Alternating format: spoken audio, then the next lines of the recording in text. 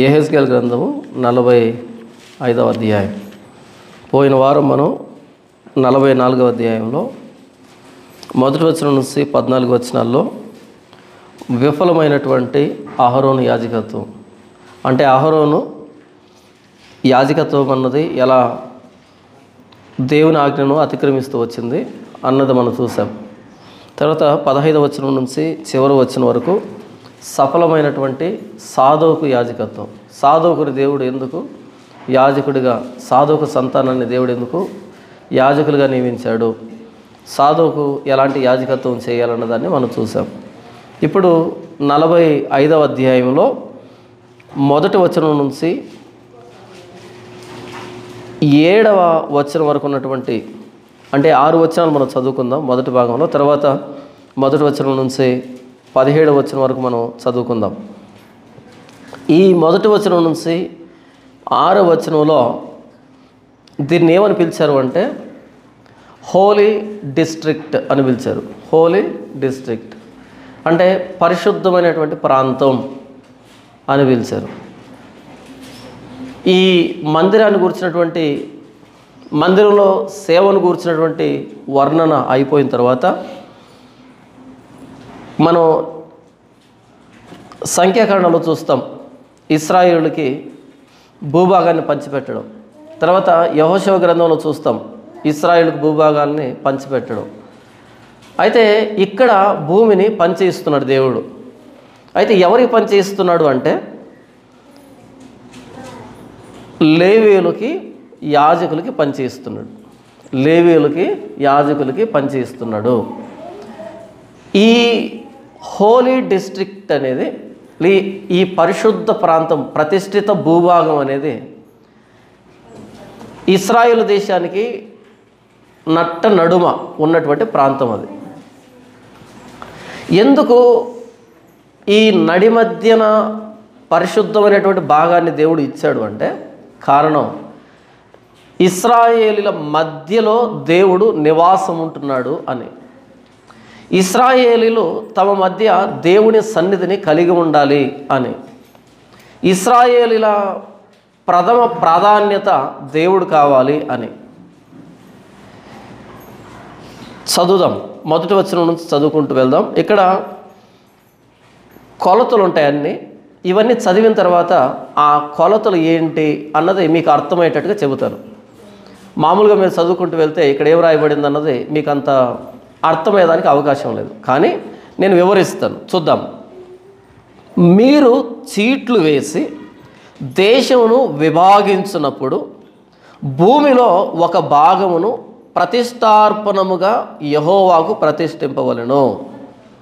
ఈ దేశాన్ని మీరు చీట్లు వేసి విభాగించినప్పుడు అంటే మీరు చెరలో నుండి ఇశ్రాయేల్ దేశానికి మరలా వచ్చినప్పుడు, పాడైపోయినటువంటి భూములు మరలా మీరు స్వాధీనం చేసుకుంటూ ఉన్నప్పుడు, అలా ఎవరికి ఎంత భూభాగం వస్తుంది అని మీరు కొలతలు వేసుకున్నప్పుడు మొట్టమొదటి కొలత ఎక్కడ పడాలి అంటే ప్రతిష్ఠిత భూభాగానికి పడాలి. అటు తర్వాత మీరు కొలతలు కొలుసుకోవచ్చు. మొదట దేవుడికి రావాల్సినటువంటి భూభాగాన్ని కొలత వేయాలి. మీరు చీట్లు వేసి దేశమును విభాగించినప్పుడు భూమిలో ఒక భాగమును ప్రతిష్టార్పణముగా యెహోవాకు ప్రతిష్ఠించాలి. దానికి 25,000 కొలకర్రల నిడివియు 10,000 కొలకర్రల వెడల్పును ఉండవలెను. ఈ సరిహద్దులన్నిటిలో లోగా ఉన్న భూమి ప్రతిష్ఠిత భాగం. ఇక్కడ 25,000 కొలకర్రలు పొడవంట, వెడల్పు వచ్చేసి 10,000 కొలకర్రలు అని రాయబడింది. 25,000 కొలకర్రలు అంటే దాదాపు 13 కిలోమీటర్ల దూరం, దాదాపు 13 కిలోమీటర్ల దూరం. ఇక 10,000 కొలకర్రలు వెడల్పు అంటే సుమారుగా 5 కిలోమీటర్ల దూరం. ఇది ఒక బెల్ట్ అనమాట. 25,000 కొలకర్రలు పొడవు అంటే 13 కిలోమీటర్ల దూరము. ఇటు వెడల్పు వచ్చేసి 5 కిలోమీటర్ల భూభాగం. ఏంటిది? ప్రతిష్టార్పణముగా యెహోవాకు చెందినటువంటి భూమి ఇది. మరొకసారి చదివి వినిపించనా? ఎందుకు అంటే అర్థం కాదు కాబట్టి మీకు పరిచయం చేయడానికి. మీరు చీట్లు వేసి దేశమును విభాగించినప్పుడు భూమిలో ఒక భాగమును ప్రతిష్టార్పణముగా యెహోవాకు ప్రతిష్ఠింపవలెను. దానికి 25,000 కొలకర్రల నిడివి అంటే పొడవు నిడివియు 10,000 కొలకర్రల వెడల్పును ఉండవలెను. ఈ సరిహద్దులన్నిటిలోగా ఉన్న భూమి ప్రతిష్ఠితమగును. ఈ మొత్తం భూమిని ఏమంటారు? ప్రతిష్ఠితమైన భూమి, పరిశుద్ధమైనటువంటి భూమి. అది యెహోవాకు సంబంధించిన భూమి. అందులో ఎలాంటి వ్యవసాయం చేయకూడదు, ఎలాంటి జీవనోపాధి సంబంధమైన ఏవి కూడా చేయకూడదు అనమాట. ఎంతసేపు ఉన్నా సరే దేవుడికి సంబంధించిన భూమి అది. తర్వాత చూద్దాం. దానిలో పరిశుద్ధ స్థలమునకు అంటే ఈ ప్రతిష్ఠిత భూమిలో మధ్యలో మరలా ఏం చేయాలంటే దానిలో పరిశుద్ధ స్థలమునకు 500 కొలకర్రల చచ్చవుకము ఏర్పడాలి. ఆ మధ్య భాగంలో 500 కొలకర్రలు అంటే ఈ కొలకర్రలతో కొలిసినప్పుడు ఎటు చూసినా 500, ఇటు 500, ఇటు 500, ఇటు 500. చచ్చవుకము అంటే 4 వైపులా ఒకే కొలత ఉండేదాన్ని చచ్చవుకము అని పిలుస్తారు. చచ్చవుకముగా ఉండేటువంటి నిర్మాణం అదేంటంట? పరిశుద్ధ స్థలం అంట. దాని మధ్యలో దానిలో పరిశుద్ధ స్థలమునకు 500 కొలకర్రలు చచ్చవుకము ఏర్పడవలెను. దానికి నలుదిశలా 50 మూరల మైదానం ఉండవలెను. ఆ 500 కొలకర్రలు ఉంది కదా, దానికి ఎంత దూరం? దాని బయట 50 మూరలు, అదేనా 50 మూరలు మైదానం ఉండాలి. 13 కిలోమీటర్ల పొడవు, 5 కిలోమీటర్ల వెడల్పు. మరలా ఆ మధ్యలో 500 కొలకర్రలు ఎటు చూసినా సరే 4 వైపులా ఉండేటువంటి కొలత. అది పరిశుద్ధ స్థలం. ఆ పరిశుద్ధ స్థలం గోడ నుంచి ఒక 50 మూరలు చుట్టూ మైదానం అంటే దాన్ని బఫర్ జోన్ అని పిలుస్తారు. బఫర్ జోన్ అంటే అది ఎవరికి సంబంధించింది కాదు, ఆ బయట ఉన్న వాళ్ళకి సంబంధించింది కాదు, లోపల ఉన్న వాళ్ళకి సంబంధించింది కాదు. లోపలి పరిశుద్ధ స్థలాన్ని బయట స్థలాన్ని రెండింటిని వేరు చేస్తున్నటువంటి స్థలం. దాన్ని బఫర్ జోన్ అని పిలుస్తారు. తటస్థ భూమి అని పిలుస్తారు. న్యూట్రల్ గ్రౌండ్ అని పిలుస్తారు. ఇప్పుడు యుద్ధం జరుగుతుంది కదా, మన ఇండియాకి పాకిస్తాన్కి యుద్ధం జరుగుతుంది కదా. ఈ యుద్ధంలో ఏంటంటే అక్కడక్కడ న్యూట్రల్ గ్రౌండ్ ఉంటుంది, బఫర్ జోన్ ఉంటుంది. అంటే ఇటువైపు కంచె భారతదేశపు సరిహద్దు అయితే ఇక్కడి నుంచి అదిగో అంత దూరం 1 కిలోమీటర్ దూరం లేకపోతే ఒక 500 మీటర్ల దూరం అక్కడ పాకిస్తాన్ బార్డర్ ఉంటుంది. ఈ మధ్యలో ఉన్న భూమి ఏంటి? న్యూట్రల్ గ్రౌండ్ అంటారు, బఫర్ జోన్ అంటారు. ఇది ఇండియాకి సంబంధించింది కాదు, పాకిస్తాన్కి సంబంధించింది కాదు. అక్కడ ఎవరైనా వ్యవసాయం చేసుకోవచ్చు. ఇది నా భూమి అనే దానికి లేదు. దాన్ని బఫర్ జోన్ అని పిలుస్తారు. ఎవరికి సంబంధించింది కాదు. ఇటు ఈ భూమిని అటు ఆ భూమిని వేరు చేస్తున్నటువంటి ప్రాంతం అని పిలుస్తారు. మరలా వద్దాం ఇక్కడికి. 13 కిలోమీటర్ల పొడవు, 5 కిలోమీటర్ల వెడల్పు ఉన్నటువంటి దీన్ని ప్రతిష్ఠిత భూమి అంటారు. ఈ ప్రతిష్ఠిత భూమి అంటే యెహోవాది. దీని మధ్యలో 500 కొలకర్రలు చచ్చవుకముగా ఎటు చూసినా సరే 4 వైపులు అదే కొలుతున్నటువంటి పరిశుద్ధమైనటువంటి స్థలం. ఆ పరిశుద్ధ స్థలానికి 50 మూరలు చుట్టువైపులా ఏముంటుందంటే బఫర్ జోన్ ఉంటుంది. అంటే మైదానం అని రాయబడింది. దాని బఫర్ జోన్ లేకపోతే తటస్థ భూమి, neutral ground, no man's land అంటారు. అది ఎవరికి సంబంధించింది కాదు. అంటే బయట ఉన్నటువంటి దాన్ని లోపల ఉన్నటువంటి దీన్ని వేరు చేస్తూ ఉండేటువంటి ప్రదేశం అది. చూద్దాం 3వ వచనం. కొలవబడిన ఈ స్థలము నుండి 25,000 కొలకర్రల నిడివియు 10,000 కొలకర్రల వెడల్పును గల ఒక చోటును కొలిచివేయవలెను. పైన ఇదే కొలత చెప్పాడు.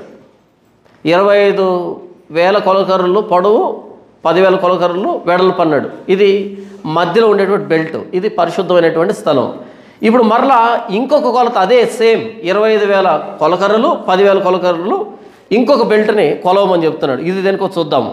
కొలవబడిన ఈ స్థలము నుండి అంటే ఇది కాకుండా పైన ఈ స్థలము నుండి 25,000 కొలకర్రల నిడివియు 10,000 కొలకర్రల వెడల్పును గల ఒక చోటు కొలిచివేయవలెను. అందులో మహాపరిశుద్ధ స్థలముగా ఉన్న పరిశుద్ధ స్థలం ఉండును. ఇందులో ఏముంటుందంట? మహాపరిశుద్ధ స్థలం ఉంటుందంట. సేమ్ ఇంకొక బెల్ట్ ఇది. చూద్దాం 4వ వచనం. యెహోవాకు పరిచర్య చేయుటకై ఆయన సన్నిధికి వచ్చి పరిచర్య చేస్తున్న యాజకులకు ఏర్పాటైన ఆ భూమి ప్రతిష్ఠిత స్థలముగా ఎంచబడును. అది వారి ఇండ్లకు నివేశమై పరిశుద్ధ స్థలమునకు ప్రతిష్ఠితముగా ఉండును. మందిరంలో పరిచర్య చేయుచున్న లేవీయులు ఇండ్లు కట్టుకుని నివసించినట్లు 25,000 కొలకర్రల నిడివియు 10,000 కొలకర్రల వెడల్పును గల ఒక ప్రదేశమును వారికి స్వాస్థ్యముగా 20 గదులను ఏర్పాటు చేయాలి. ఇక్కడ మొత్తంగా 3 కొలతలు వస్తున్నాయి. 25,000 కొలకర్రల నిడివి, 10,000 కొలకర్రల వెడల్పు, ఇలాంటి 3 వస్తున్నాయి. అంటే ఒక బెల్ట్ వచ్చి లేవీయులకు సంబంధించింది, ఇంకో బెల్ట్ వచ్చి యాజకులకు సంబంధించింది, ఇంకొక బెల్ట్ వచ్చి మిగతా ఇశ్రాయేలుకు సంబంధించింది. చూద్దాం 5వ వచనం.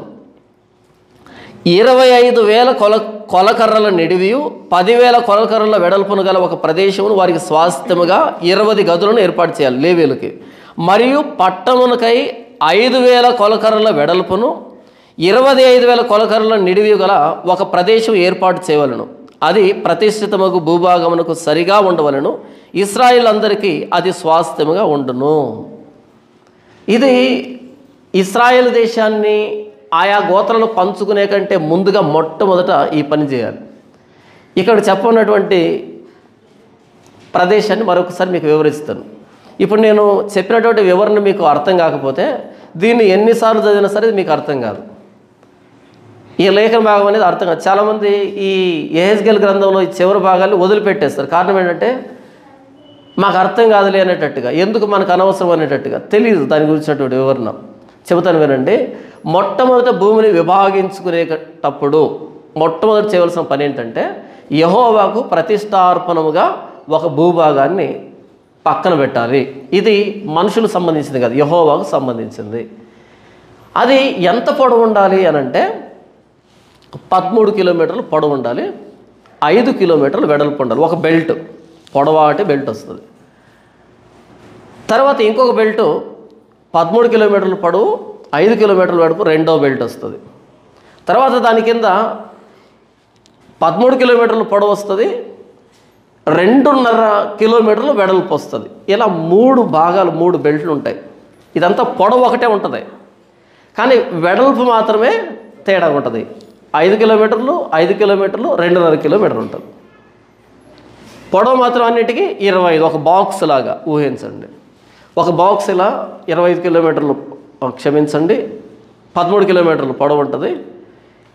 కిందికి 5 కిలోమీటర్లు వస్తే ఒక బెల్ట్, ఒక భూభాగం. తర్వాత 5 కిలోమీటర్లు వస్తే ఇంకొక భూభాగం. తర్వాత 2.5 కిలోమీటర్లు వస్తే ఇంకొక భూభాగం. ఇది ఒక బాక్స్ లాగా అనమాట. అయితే ఈ మధ్యలో ఉండేటువంటి భూభాగం ఉంది కదా, ఇది యాజకులు ఉండేటువంటి ప్రదేశం. ఈ యాజకులు ఉండేటువంటి ప్రదేశంలో అతి పరిశుద్ధ స్థలం దేవాలయం ఉంటుంది. అది చచ్చౌకంగా ఉంటుంది. దానికి 50 మూరల చుట్టూ బఫర్ జోన్ ఉంటుంది, మైదానం ఉంటుంది. పైన ఉండేటువంటి బెల్ట్లో లేవీలు ఉంటారు. అందులో 20 గదులు ఉంటాయి. వారికి సంబంధించినటువంటి కార్యక్రమాలకు 20 గదులు నిర్ణయించబడి ఉంటాయి. తర్వాత కింద ఉండేటువంటి భూభాగం ఏంటి అంటే ఇక్కడ ఈ ఇరువురు కలిసి పొలం పండించుకునే దానికి వారి పశువులకు సంబంధించినటువంటి మైదాన భూభాగం. అందరూ ఇటు యాజకులు కానీ లేవీలు కానీ అందరూ కూడా ఇక్కడ ఉండేటట్టుగా, వాళ్ళు పొలాలు కానీ పశువులు కానీ మిగిలినటువంటి ఏదైనా సరే ఆ లోపల ఉండేటట్టుగా ఉంటుంది. ఈ మొత్తం ఈ ఇశ్రాయేల్ దేశానికి నడుమ మధ్యలో ఉండేటువంటి భూభాగం. ఇది దేవునికి సంబంధించినటువంటి భూమి.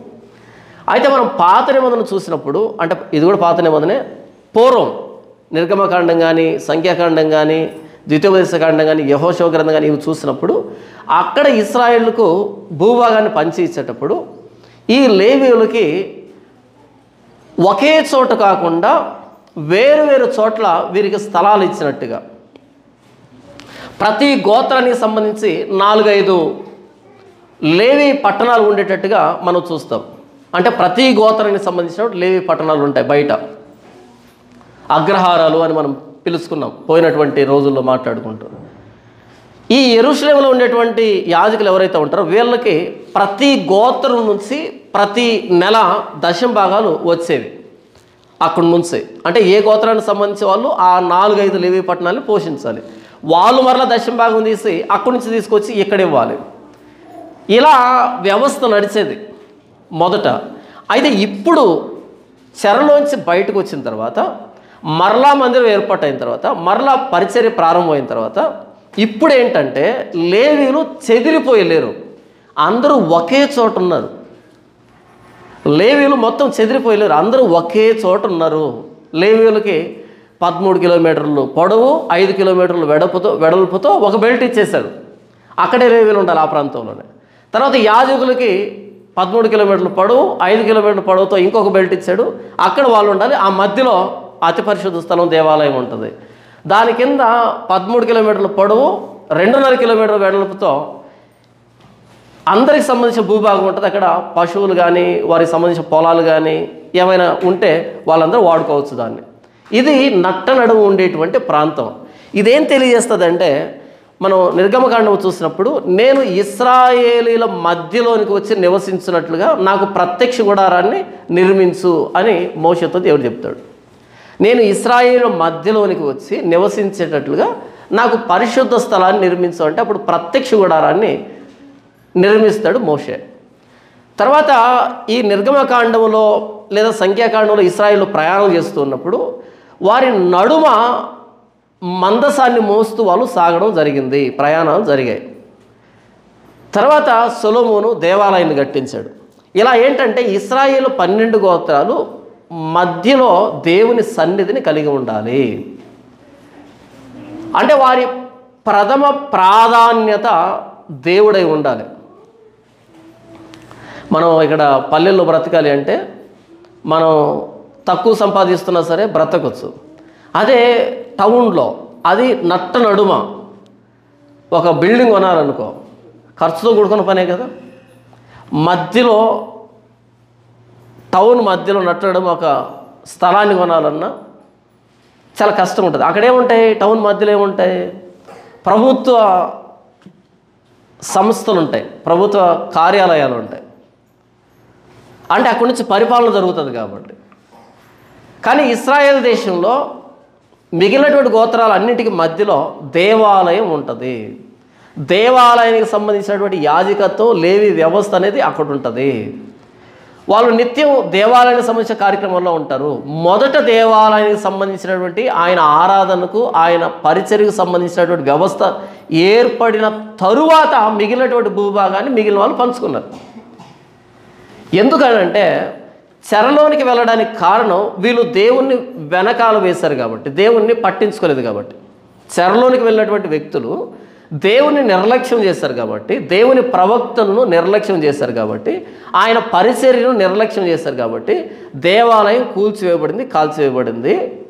అలా ఇశ్రాయేల్ దేశం నాశనమై వాళ్ళు చెరలోనికి వెళ్ళిపోయారు. దేవుడికి చివరి ప్రాధాన్యత ఇచ్చారు కాబట్టి. అయితే చెరలోంచి బయటకు వచ్చిన తర్వాత వీళ్ళు ఏం చేయాలంటే మొట్టమొదట దేవాలయం నిర్మించాలి. ఇలా దేవుని కేంద్రంగా పెట్టుకొని అటు తర్వాత వాళ్ళ పనులు చేసుకోవాలి. ఇప్పుడు మొదటి ప్రాధాన్యత దేవుడు కావాలి. ఇది ఇశ్రాయేలుకే మొదటి ప్రాధాన్యత దేవుడా, లేకపోతే మనకు కూడానా? మనకు కూడా మొదటి ప్రాధాన్యత దేవుడు కావాలి.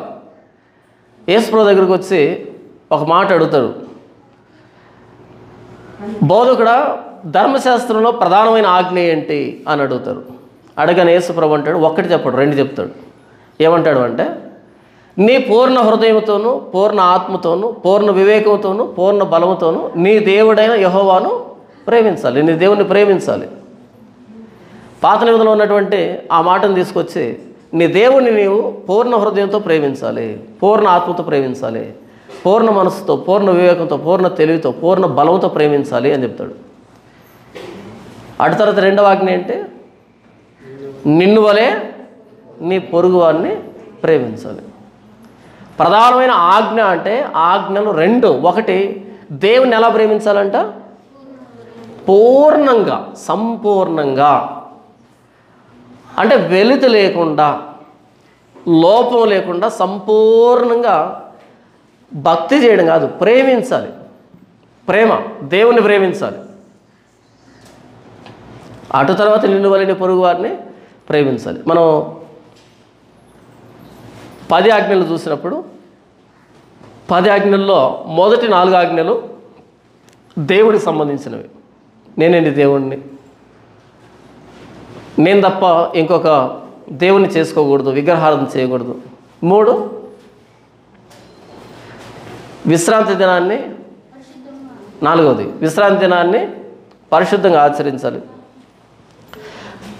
దేవుడు ఏమని చెబుతున్నాడు అంటే దేవుడు నామని వ్యర్థంగా ఉచ్చరించకూడదు. ఈ మొదటి ఆజ్ఞలో దేవుడు ఏం చెప్తున్నాడు అంటే, మొదటి 4 ఆజ్ఞలు ఏం చెప్తున్నాడు అంటే దేవుడికి సంబంధించినటువంటి ఆజ్ఞను జారీ చేస్తున్నాడు. నేనే దేవుణ్ణి, విగ్రహాన్ని చేసుకోకూడదు, నా నామాన్ని వ్యర్థంగా ఉచ్చరించకూడదు, పరిశుద్ధ విశ్రాంతి దినాన్ని పరిశుద్ధంగా ఆచరించాలి. ఎందుకని మొదటి 4 దేవుడి గురించి చెప్పబడ్డాయి? మొదట దేవుణ్ణి ప్రేమిస్తే అటు తర్వాత నీ తల్లిదండ్రుల్ని సన్మానించు, నరహత్య చేయకూడదు, వ్యభిచరింపకూడదు, అబద్ధ సాక్ష్యం పలకూడదు, నీ పొరుగు వారిని ఆశించకూడదు, దొంగలకూడదు. తర్వాత ఈ 6 ఆజ్ఞలు ఏవైతే ఉన్నాయో ఇవన్నీ నెరవేరుతాయి.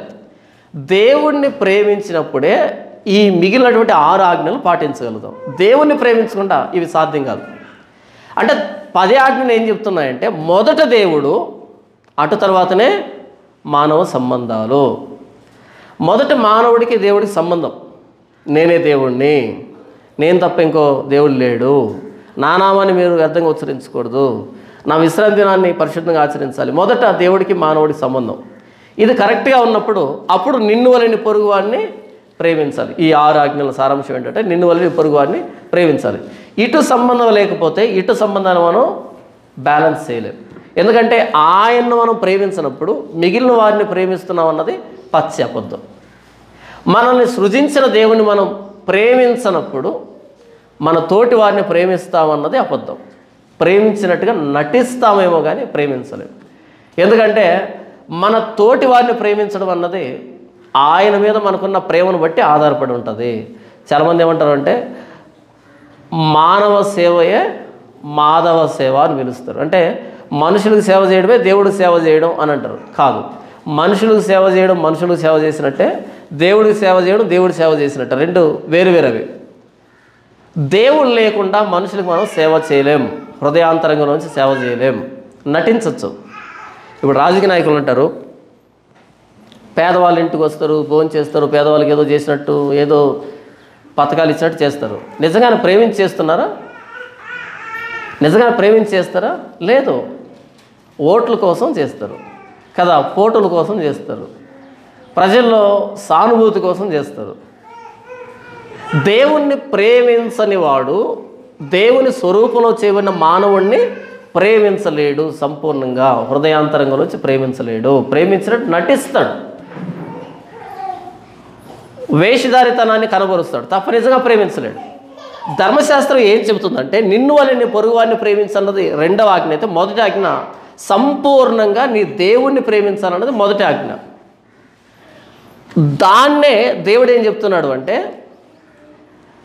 మీరు చెరలో నుంచి వచ్చిన తర్వాత మధ్యలో ఒక భూభాగాన్ని ఏర్పరచాలి. అది ప్రతిష్ఠితమైన భూమి, అది మిగిలినటువంటి పనులకు ఉపయోగించబడదు. అక్కడ ఎవరు ఉంటారు అంటే నా సేవ చేసే లేవీలు ఉంటారు, నా సేవ చేసే యాజకులు ఉంటారు, నా దేవాలయం ఉంటుంది.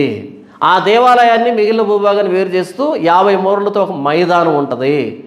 ఎందుకు ప్రభు ఇలాంటి ఆజ్ఞ జారీ చేస్తున్నామంటే, మీ మొట్టమొదటి ప్రాధాన్యత నేనై ఉండాలి, మీ జీవితానికి కేంద్రం నేనై ఉండాలి. ఎప్పుడైతే మీ దేశం నడిబొడ్డున నేను ఉంటానో అప్పుడు మీ దేశం మీ దేశంగానే ఉంటుంది, ఆ ప్రత్యేకతను సంతరించుకుంటుంది. నేను ఒకప్పుడు కేంద్రంగా లేను కాబట్టి మీరు చెరలోకి వెళ్ళిపోయారు. ఇప్పుడు నేను కేంద్రంగా ఉంటే మీరు ప్రపంచాన్ని పరిపాలించే వాళ్ళుగా మారుతారు, రాజకీయ మకుటంగా మారుతారు, నా ముద్ర ఉంగరంగా మారుతారు అని దేవుడు మాట్లాడతాడు. తర్వాత ప్రవక్తల గ్రంథాల్లో మనం అపోస్తలుడైన పౌలు మాట్లాడిన మాటలు వింటే, మనం భోజనం చేసినను పానము చేసినను ప్రభువు మహిమ కోసం చేద్దామంటాడు. మనం భోజనం చేసినా పానము చేసినా ఎవరు మహిమ కోసం అంట? దేవుడు మహిమ కోసం. అదేంటి, భోజనం మన కోసం కదా, పానము చేయడం మన కోసం కదా. అంటే అపోస్తలుడైన పౌలు ఏమంటున్నాడు అంటే, మీరు ఏ చిన్న పని చేసినా ఏ పెద్ద పని చేసినా అందులో మహిమ ఎవరికి ఉండాలి? దేవుడికి ఉండాలి అని చెప్తాడు. ఇది దేవుని కేంద్రంగా పెట్టుకునేటువంటి జీవితం అంటే. అపోస్తలుడైన పౌలు అంటాడు, నా మట్టుకైతే బ్రతుకుట క్రీస్తే, చావు అయితే లాభం అంటాడు. బ్రతకమంటే క్రీస్తు కోసం బ్రతుకుతాను, చావు అయితే లాభం అది. ఎందుకంటే క్రీస్తుతో పాటు ఉండబోతున్నాను. ఇది దేవుణ్ణి కేంద్రంలో పెట్టుకున్నటువంటి జీవితం. మనం దేహమందున్నను దేహమును విడిచినను ప్రభువులకు ఇష్టమై ఉండాలి అని అంటాడు 2 కొరింథీ పత్రిక 5లో. దేహమందున్నను అంటే బ్రతికి ఉన్నా సరే, దేహాన్ని విడిచిపెట్టినప్పుడు అంటే చనిపోయినా సరే ఎవరికి ఇష్టలుగా ఉండాలంట? ప్రభువుకి ఇష్టలుగా. అంటే బ్రతుకుతున్నామా చనిపోతున్నామా పట్టించుకోవట్లే ఆయన, ప్రభువుకి ఇష్టలుగా ఉన్నామా లేదా అన్నది పట్టించుకున్నాడు. తింటున్నామా తాగుతున్నామా పట్టించుకోవట్లే ఆయన, ప్రభువుకి భయంకరంగా ఉంటున్నామా లేదా పట్టించుకున్నాడు ఆయన. నా మట్టుకైతే బ్రతకమంటే క్రీస్తు, చావైతే లాభం. బ్రతికినా సరే క్రీస్తు నా జీవితంలో ఉంటాడు, చనిపోయినా క్రీస్తుతో నేను ఉంటాను, 2 నాకు లాభాలే అని మాట్లాడుతున్నాడు అపోస్తలుడైన పౌలు. యేసుప్రభు ఏమన్నాడు అంటే, నీ దేవుణ్ణి పూర్ణ హృదయంతో, పూర్ణ ఆత్మతో, పూర్ణ వివేచనతో, పూర్ణ శక్తితో, పూర్ణ తెలివితో, సంపూర్ణంగా పూర్ణ బలంతో నీవు దేవుని ప్రేమించాలి అని చెప్తున్నాడు. దానికి గుర్తుగానే ఆ దేశం మధ్యలో ప్రతిష్ఠితమైన భూభాగాన్ని మొదట ఏర్పాటు చేయాలి అని చెప్తున్నాడు. మనం పాత నిబంధనలోకి వెళ్తే దానియేలు కనపడతాడు. దానియేలు ప్రధానమంత్రి. అయితే దానియేలు మీద కుట్ర చేసి ఈ దర్యావేషుతో ఒక మాట చెప్తారు.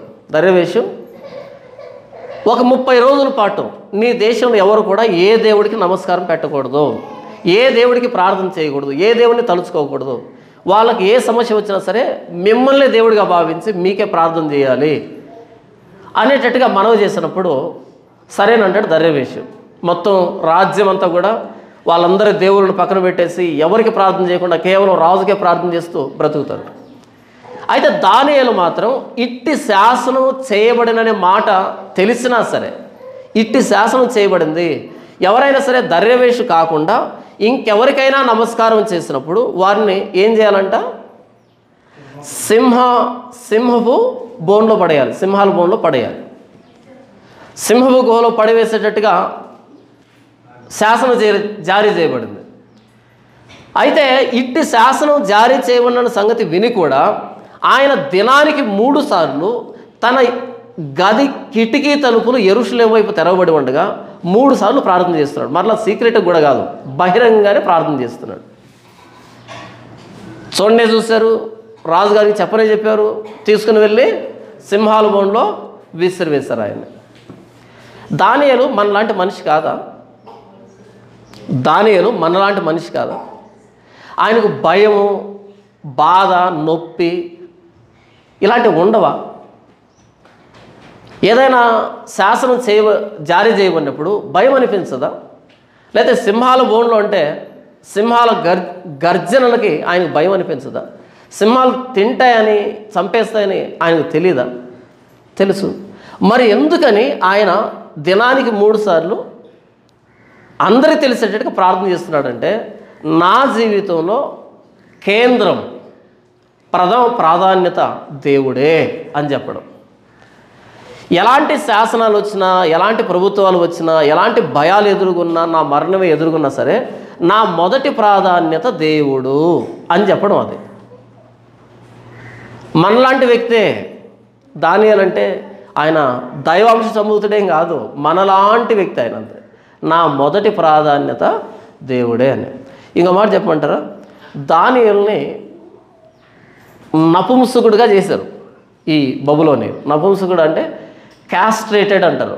వారి పురుషాంగాల్ని తీసివేశారు. ఎందుకు అంటే అవమానించడం. యుద్ధంలో ఓడిపోయినటువంటి రాజ్యాన్ని అవమానించేవాళ్ళు. ఎలా అవమానించేవాళ్ళంటే, ఎవరైతే రాజకుమారులు ఉన్నారో రాజకుమారులు తీసుకొని వారిని నపుంసకులుగా చేయడం ద్వారా వారిని వెక్కిరించడం. వాళ్ళని జీవితకాలం ఏం చేస్తారంటే వాళ్ళ సంస్థానంలో పని చేయించుకుంటారు. వాళ్ళు వాస్తవానికి రాజులుగా ఉండాలి, పెళ్ళిళ్ళు చేసుకుని పిల్లలు కనాలి, వాళ్ళు దర్జాగా బ్రతకాలి. కానీ వాళ్ళని తీసుకుని వాళ్ళని నపుంసకులుగా చేయడం ద్వారా జీవితాంతం వాళ్ళు అవమానానికి గురి కావాలి. పుట్టుకేమో మగ పుట్టుగా, కానీ వాళ్ళని మగాళ్ళు కాకుండా చేశారు. జీవితాంతం అవమానంతో తిరగాలి వాళ్ళు. ఒకవేళ అలా జరిగితే కనుక జీవితాంతం నాకేం చేశాడు దేవుడు, అసలు నన్ను ఎందుకు దేవుడు ఇలా అప్పగించాడు, నేనేం చేశాను? మనకేదైనా ఒక లోపం వస్తే మన జీవితంలో ఏదైనా తక్కువ జరిగితే అవమానకరమైన సంఘటన జరిగితే నా జీవితంలో ఎందుకు ఇలా జరిగింది, దేవుడు ఏం చేస్తున్నాడు ఇంతకీ, నేను ఎందుకు దేవుని గౌరవించాలి, ఎందుకు దేవుణ్ణి ఆరాధించాలి అనేటట్టుగా ఒక రోషం వస్తుంది, కోపం వస్తుంది. దేవుడు అనే పేరు వినబడగానే ఒకలాంటి కంపరం ఎక్కుతుంది. మీరు చూడండి, బయట చాలామంది ఒకవేళ యాక్సిడెంట్లో కాలు చేయి పోగొట్టుకోను, లేకపోతే యాక్సిడెంట్లో ఏమంటారు కన్ను పోగొట్టుకోను, లేదా నడుము వెరగొట్టుకోను, మంచానికి పరిమితం ఉన్నటువంటి వ్యక్తుల దగ్గరికి వెళ్ళి దేవుడు అనే పదాన్ని చెప్పండి, ఒళ్ళంతా కంపరం వస్తుంది వాళ్ళకి. ఆ పేరు ఎత్తుతూ నా ముందు అంటారు. ఒకవేళ అంగవైకల్యంతో ఎవరైనా పుట్టారనుకో, అందరూ ఆడుకుంటున్నారు, నేనేం పాపం చేస్తాను, నేనెందుకు ఆడుకోలేకపోతున్నా, నేనెందుకు నడవలేకపోతున్నా, నేనెందుకు తిరగలేకపోతున్నా, వాళ్ళ దగ్గరికి వెళ్ళి మనం సువార్త చెప్పేదానికి దేవుడు అనే పదప్రయోగాన్ని చేసినప్పుడు దేవుడు అనగానే ఆ పేరెత్తొద్దు అని బూతులు మాట్లాడతారు. చెప్పొద్దు, ఎందుకంటే ఏం చేశాడు దేవుడు నా జీవితంలో, అందరిలాంటి జీవితాన్ని నాకు ఇవ్వలేదు ఆయన, నా జీవితంలో లోపం ఎందుకు, ఈ భేదం ఎందుకు అనేటట్టుగా వాళ్ళ దగ్గర వెళ్తే ఎంత కోపాన్ని ప్రదర్శిస్తారో మీరు గమనించట్లేదు. కానీ వాళ్ళకై వాళ్ళే జీవితాన్ని పాడు చేసుకుని ఉన్నా సరే దేవుణ్ణి నిందిస్తూ ఉంటారు. మరి దానియేలు కానీ, శద్రకు, మేషకు, అబేద్నెగోలు కానీ వాళ్ళు చేసిన తప్పు కాదు అది, వాళ్ళ మీద దండయాత్ర జరిగింది, బబులోనీయులు వచ్చారు, వాళ్ళు పట్టుకుని వెళ్ళిపోయారు. యవనస్తులు, వయసులో ఉన్న వాళ్ళని క్యాస్ట్రేట్ చేశారు, వాళ్ళని బలవంతంగా నపుంసలుగా మార్చేశారు. అలా అవమానిస్తే దేవుడి మీద కోపగించుకోలే, దేవుడి మీద పగ పెంచుకోవాలి. కానీ ఎంత నమ్మకంగా నిలబడ్డారంటే వాళ్ళు నపుంసలుగా చేసింది ఎవరన్నా అంటే దానియేలుని, శద్రకు, మేషకు, అబేద్నెగో వీళ్ళని, రాజకుటుంబీకులు మాత్రమే, అందులోనూ మంచి జ్ఞానం కలిగిన వాళ్ళు, శరీర సౌష్ఠవం కలిగిన వాళ్ళు, ఆరోగ్యవంతులు, ఇలాంటి వారిని చేశారు, మిగతా వాళ్ళని చేయలే. కానీ మిగతా వాళ్ళంతా దర్యావేషకు ప్రార్థన చేశారు 30 రోజులు. దానియేలు దర్యావేషకు ప్రార్థన చేయలే, దేవుడికే ప్రార్థన చేస్తున్నాడు. కొన్ని సందర్భాల్లో అన్నీ ఉన్న వ్యక్తులు దేవుణ్ణి సరిగ్గా ప్రేమించలేకపోవచ్చు, కానీ నిజంగా దేవుణ్ణి అర్థం చేసుకోగలిగితే మీరు గమనించండి, అంగవైకల్యంతో ఉంటారు కొంతమంది, దేవుణ్ణి నమ్ముతారు, కొంతమంది ఎంత భక్తిగా ఉంటారో, ఎంత నమ్మకంగా ఉంటారో. కొంతమంది దేవుడి మీద పగ పెంచుకుంటారు, కానీ కొంతమంది దేవుని నమ్మితే వాళ్ళు కనుక అంత ప్రాణం పెట్టేంతగా ప్రేమిస్తారు. దానియేలు 30 రోజులు దేవుడికి తప్ప ఇంకెవరికి ప్రార్థన చేయలే.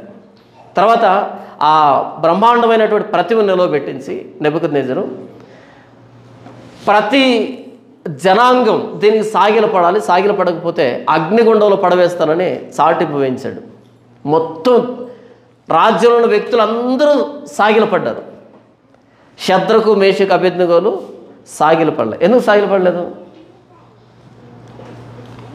మా ప్రధాన ప్రాధాన్యత దేవుడే, మా జీవితానికి కేంద్రం దేవుడే, దేవుడికి తప్ప ఇంకెవరికి సాగిలపడం తెగే చెప్పారు. అగ్నిగుండంలోకి వెళ్ళారు. ఆ అగ్నిని చూసినప్పుడు శద్రకు, మేషకు, అబేద్నెగోలకు భయం అనిపించే ఉంటుంది. కాకపోతే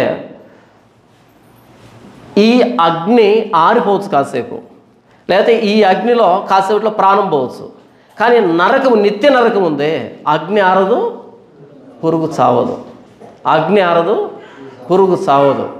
అది నిత్యం మండేటువంటి మంట. ఇది కొద్ది రోజులు మండచ్చు, వీళ్ళు కాసేపట్లో చనిపోవచ్చు. మనం భయపడాల్సింది వ్యక్తులకి కాదు, పరిస్థితులకు కాదు, మనం భయపడాల్సింది దేవుడికి. మనం దిగులు పడాల్సింది దేవుడి కోసం, మిగిలినటువంటి వ్యక్తుల కోసం కాదు మనం భయపడాల్సింది. అందుకే ప్రభువైన యేసుక్రీస్తు వారు ఏమని మాట్లాడతాడు అంటే, దేహమును చంపిన తర్వాత మరేమీ చేయలేని వారికి భయపడకండి, దేహమును ఆత్మను రెండింటిని నరకములో కాల్చగల వారికి మిక్కిలి భయపడండి అని అంటాడు. దేహాన్ని చంపిన తర్వాత మరేమీ చేయలేని వారికి భయపడకండి. దేహాన్ని ఆత్మని రెండింటిలో కాల్చగలవానికి మిక్కిలి భయపడండి అంటాడు. మనం భయపడాల్సిన దేవుడికి. యెషయా గ్రంథము 8వ అధ్యాయంలో ఒక మాట రాయబడింది. యెషయా గ్రంథం 8వ అధ్యాయం 12వ వచనం నుంచి, ఈ ప్రజలు బందుకట్టు అని చెప్పునదంతయు బందుకట్టు అనుకొనకుడి. ఈ ప్రజలు ఏదైతే కలిసిపోయారో, రెండు రాజ్యాలు కలిసిపోయాయి, మన మీదకి వస్తున్నారు, మనల్ని చంపేస్తారని భయపడుతున్నారు కదా, బందుకట్టు అని భయపడుతున్నారు కదా. ఈ ప్రజలు బందుకట్టు అని చెప్పునదంతయు బందుకట్టు అనుకొనకుడి. వారు భయపడడానికి భయపడకుడి, దానివలన దిగులు పడకుడి. ప్రజలు భయపడడానికి మీరు భయపడకండి, ప్రజలు దిగులు పడడానికి మీరు దిగులు పడకండి. 13వ వచనం, సైన్యములకు అధిపతికి యెహోవాయే పరిశుద్ధుడు అనుకొనుడి.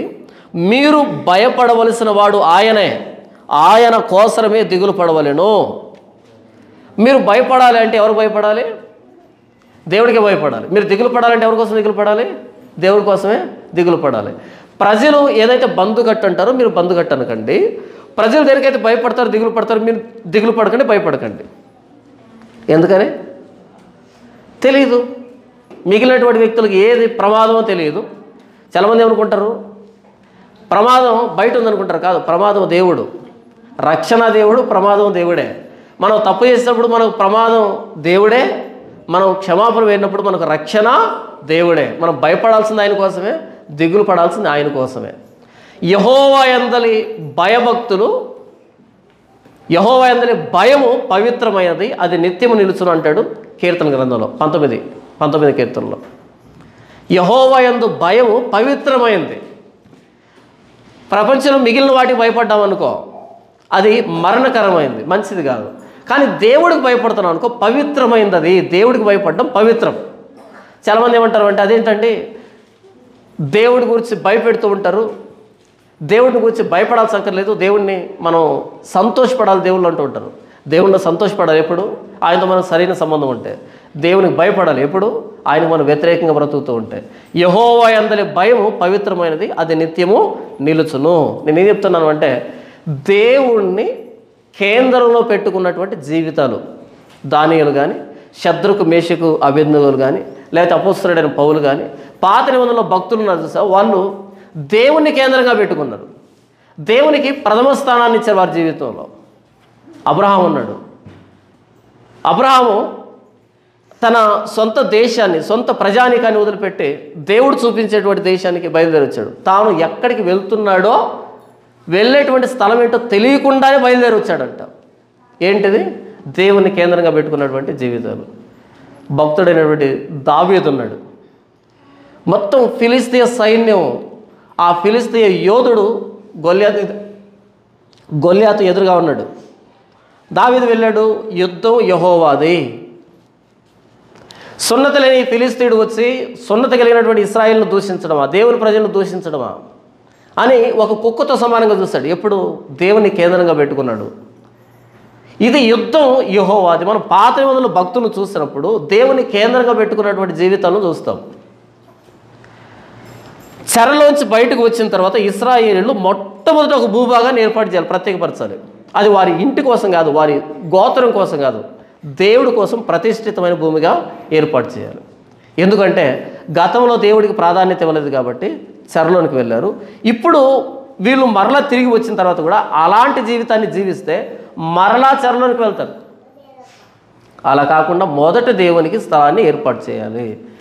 ఎంత కొలత, ఎక్కడే ఉండాలి, ఇవన్నీ వివరించాడు. ఇప్పుడు యోహాను సువార్త మొదటి అధ్యాయం, యోహాను సువార్త మొదటి అధ్యాయము 14వ వచనాన్ని నేను చదివి వినిపిస్తాను, చూడండి. ఆ వాక్యము శరీరధారి అయి కృపా సత్య సంపూర్ణుడిగా మన మధ్య నివసించెను. తండ్రి వలన కలిగిన అద్వితీయ కుమారుని మహిమ వలె మనం ఆయన మహిమను కనుగొంటిమి. ఇక్కడ రాయబడుతున్న మాట ఏంటంటే, ఆ వాక్యము, ఏ వాక్యము? ఆది యందు వాక్యం ఉండెను, వాక్యము దేవుని యొద్ద ఉండెను, వాక్యము దేవుడై ఉండెను.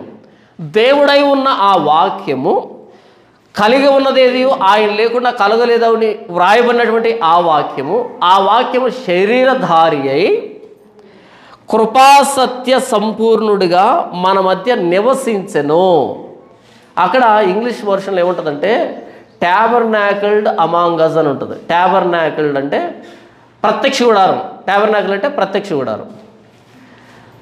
అంటే ఆ రోజు ఇశ్రాయేలీల మధ్య ప్రత్యక్ష గుడారం ఎలాగైతే ఉండేదో 12 గోత్రాల మధ్యలో, అలా ప్రభువైన యేసుక్రీస్తు కృపా సత్య సంపూర్ణుడిగా మన మధ్య ట్యాబర్నాకిల్డ్ అమాంగ్ అస్ ప్రత్యక్ష గుడారం లాగా నివసించాడు.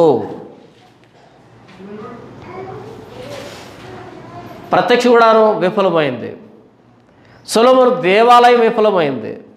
తర్వాత యెహెజ్కేలు దర్శనంలో దేవుడు దర్శనం ఇచ్చాడు, ఇవన్నీ చెప్పాడు, కానీ తర్వాత అవి నెరవేరలే. ఎందుకంటే అది కండిషనల్ ప్రాఫెసీ కాబట్టి. అందులో చెప్పినటువంటి ఆ నడి మధ్యలో ప్రతిష్ఠిత భూభాగం, అందులో పరిచర్య, అది ఎప్పుడూ నెరవేరలే, అది జరగలే. కానీ వీటన్నిటి నెరవేర్పుగా ప్రభువైన యేసుక్రీస్తు వారు కృపా సత్య సంపూర్ణుడిగా మన మధ్య నివసించెను. యెహెజ్కేలు దర్శన నెరవేర్పు ప్రభువైన యేసుక్రీస్తు. ఆయన నివసించాడు ఇశ్రాయేలు మధ్య, యూదుల మధ్య, మానవ జాతి మధ్య నివసించాడు. అయితే ఆ రోజు యెహెజ్కేలు గ్రంథంలో చెప్పబడినటువంటి భూభాగం ఏదైతే ఉందో అది అక్కడే ఉంటుంది, అది ఎక్కడికి జరగదు. ఎవరంటే వాళ్ళు లోపలికి రాకూడదు. దీని గురించి మీకు ఒక విషయాన్ని జ్ఞాపకం చేస్తాం, చూడండి. లేవియకాండము 10వ అధ్యాయం, లేవియకాండం 10వ అధ్యాయం, లేవియకాండం 10వ అధ్యాయం 10వ వచనం చూడండి ఒకసారి. మీరు ప్రతిష్ఠింపబడిన దాడి నుండి లౌకికమైన దానిని, అపవిత్రమైన దాని నుండి పవిత్రమైన దాన్ని వేరు చేయుటకును యెహోవా మోషే చేత ఇశ్రాయేలుకు ఆజ్ఞాపించిన సమస్త విధులను మీరు వారికి బోధించుటకును ఇది మీ తరతరములకు నిత్యమైన కట్టడా. ఈ లేవీ వ్యవస్థ కానీ యాజక వ్యవస్థ కానీ ఎందుకు ఏర్పాటు చేయబడిందంటే, మీరు ప్రతిష్ఠింపబడిన దాని నుండి లౌకికమైన దానిని, అపవిత్రమైన దాని నుండి పవిత్రమైన దాన్ని వేరు చేయడానికి. మనం అదే చూస్తున్నాం. ఆ మధ్యలో ఉండేటువంటి సత్సౌకముగా ఏర్పాటు చేయబడినటువంటి పరిశుద్ధమైనటువంటి ప్రాంతం, దాని నుంచి 50 మూరల చుట్టూ మైదానం అంటే బఫర్ జోన్. అదేం తెలియజేస్తా అంటే, ఆ మైదానం ఏం తెలియజేస్తా అంటే, ఈ మైదానాన్ని దాటి మీరు బయటికి వెళ్ళకండి అని వీళ్ళతోనూ, ఈ మైదానాన్ని దాటి లోపలికి రాకండి అని బయట వాళ్ళతో చెబుతుంది. ప్రతిష్ఠితమైన దాని నుండి లౌకికమైన దాన్ని వేరు చేయడం, అపవిత్రమైన దాని నుండి పవిత్రమైన దాన్ని వేరు చేయడం, ఇది లేవీయులకి యాజకులకి దేవుడు ఇచ్చినటువంటి బాధ్యత. మిమ్మల్ని ఎందుకు ఏర్పాటు చేస్తున్నా అంటే వేరు చేయండి అని. తర్వాత సంఖ్యాకాండం 18వ అధ్యాయం 1వ వచనం నుంచి నేను చదివి వినిపిస్తాను చూడండి. ఆ రోజు ప్రత్యక్ష గుడారం ఎందుకు ఏర్పాటు చేయబడింది? ఆ ప్రత్యక్ష గుడారమే తర్వాత దేవాలయం అయింది. ఆ దేవాలయం విఫలమైన తర్వాతనే యెహెజ్కేలుకు దేవుడు దర్శనాన్ని ఇస్తున్నాడు. చూద్దాం ఏమని రాయబడిందో. యెహోవా అహరోనుతో ఇట్లా, నేను నీవును నీ కుమారులను నీ తండ్రి కుటుంబమును పరిశుద్ధ స్థలపు సేవలోని దోషములకు ఉత్తరవాదులు. ఏ స్థలం అంటది? పరిశుద్ధ స్థలపు సేవ. అహరోను, నీవు కానీ నీ కుమారులు కానీ మీకు ఇచ్చే బాధ్యత ఏంటంటే, పరిశుద్ధ స్థలములో సేవ విషయంలో ఏమైనా దోషాలు వస్తే మీరు ఉత్తరవాదులు, బాధ్యత మీది అని చెప్తున్నాడు. అక్కడ ఏదైనా తేడా వస్తే బాధ్యత మీది, అందుకు మిమ్మల్ని నేను ఏర్పాటు చేస్తున్నా. ఏం చేయాలో చూద్దాం. మరియు నీ తండ్రి గోత్రమును అనగా లేవీ గోత్రికులైన నీ సహోదరులను నీవు దగ్గరకు తీసుకొని రావాలను, వారు నీతో కలిసి నీకు పరిచర్య చేయుదురు. అయితే నీవును నీ కుమారులను సాక్ష్యపు గుడారం ఎదుట సేవ చేయవలను, వారు నిన్నును గుడారం అంతటిని కాపాడుచుండవలను. అయితే వారును మీరును చావకుండునట్లు వారు పరిశుద్ధ స్థలం యొక్క ఉపకరణముల యొద్దకైనను బలిపీఠం వద్దకైనను సమీపింపవలదు. 3వ వచనం చూడండి. వారు నిన్నును గుడారం అంతటిని కాపాడుచుండవలను. ఎవరు? లేవీయులు. అయితే వారును మీరును చావకుండానట్లు, వారును మీరును చావకుండానట్లు వారు పరిశుద్ధ స్థలం యొక్క ఉపకరణముల యొద్దకైనను బలిపీఠం వద్దకైనను సమీపింపవలదు. వాళ్ళు కాపాడుతూ ఉండాలి మొత్తం అంతటిని. వాళ్ళు బలిపీఠం దగ్గర కానీ పరిశుద్ధమైన ఉపకరణం దగ్గర కానీ వచ్చినప్పుడు ఎవరెవరు చచ్చిపోతారంట? వాళ్ళు చనిపోతారు, మీరు చనిపోతారు. అంటే దేవుని సన్నిధిలో పరిచర్య అంటే ప్రాణాంతకమైంది. తేడా వస్తే చనిపోతారు. ఎందుకంటే దేవుడిచ్చిన బాధ్యత అది పరిశుద్ధ స్థలపు సేవ. తర్వాత 4వ వచనం, వారు నీతో కలిసి ప్రత్యక్ష గుడారంలోని సమస్త సేవా విషయములో దాన్ని కాపాడవలెను. అన్యుడు మీ వద్దకు సమీపింపకూడదు. ఇక మీదట మీరు పరిశుద్ధ స్థలమును బలిపీఠమును కాపాడవలెను. అప్పుడు ఇశ్రాయేలు మీదకి కోపము రాదు. అన్యుడు మీ వద్దకు సమీపించకూడదు అంటే లౌకికమైన వ్యక్తి మీ దగ్గరికి సమీపించకూడదు, లోపలికి రాకూడదు, పరిశుద్ధ స్థలంలోకి రాకూడదు. 6వ వచనం, ఇదిగో నేను ఇశ్రాయేలు మధ్య నుండి లేవీయులను మీ సహోదరులను తీసుకుని ఉన్నాను. ప్రత్యక్ష గుడారం యొక్క సేవ చేయుటకు వారు యెహోవా వలన మీకు అప్పగింపబడి ఉన్నారు. ఆ ప్రత్యక్ష గుడారంలో అందరూ సేవ చేయకూడదు, లేవీలే సేవ చేయాలి. కాబట్టి నీవును నీ కుమారులను బలిపీఠపు పనులన్నిటి విషయంలోనూ అడ్డతెరల లోపలి దాని విషయంలోనూ యాజకత్వము జరుపుచు సేవ చేయవలను. దయచేతనే మీ యాజకత్వపు సేవ నేను మీకు ఇచ్చి ఉన్నాను. ఎందుకు ఇచ్చా అంటే వాళ్ళకి యాజకత్వాన్ని? దయ, దేవుని దయ, అంతే. దేవుని పరిచర్య చేయడం అన్నది మన టాలెంట్ మీద ఆధారపడింది కాదు, మన జ్ఞానం మీద ఆధారపడింది కాదు, మన పలుకుబడి మీద ఆధారపడింది కాదు. దేవుని దయతో ఆయన పని చేసేటువంటి అవకాశం ఇచ్చాడు. కానీ ఈరోజు చాలామంది పరిచర్య చేసేవాళ్ళు ఎలా వస్తారు పరిచర్యకి?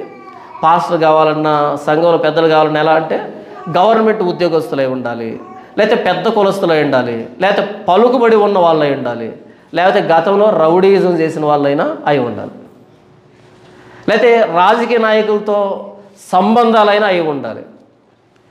అలాంటి వాళ్ళే పరిచర్య చేస్తున్నారు ఈరోజు సంఘాల్లో. మీరు చూడండి, పరిచర్యలో బాగా రాణించాలి అంటే ఆ వ్యక్తికి రాజకీయ నాయకులతో పలుకుబడైనా ఉండాలి, ఆ లావాదేవీలైనా ఉండాలి, లేకపోతే వాడు పెద్ద కులస్తుడైనా అయి ఉండాలి, లేకపోతే వాడు మంచి జ్ఞాని అయినా అయి ఉండాలి, లేకపోతే వాడికి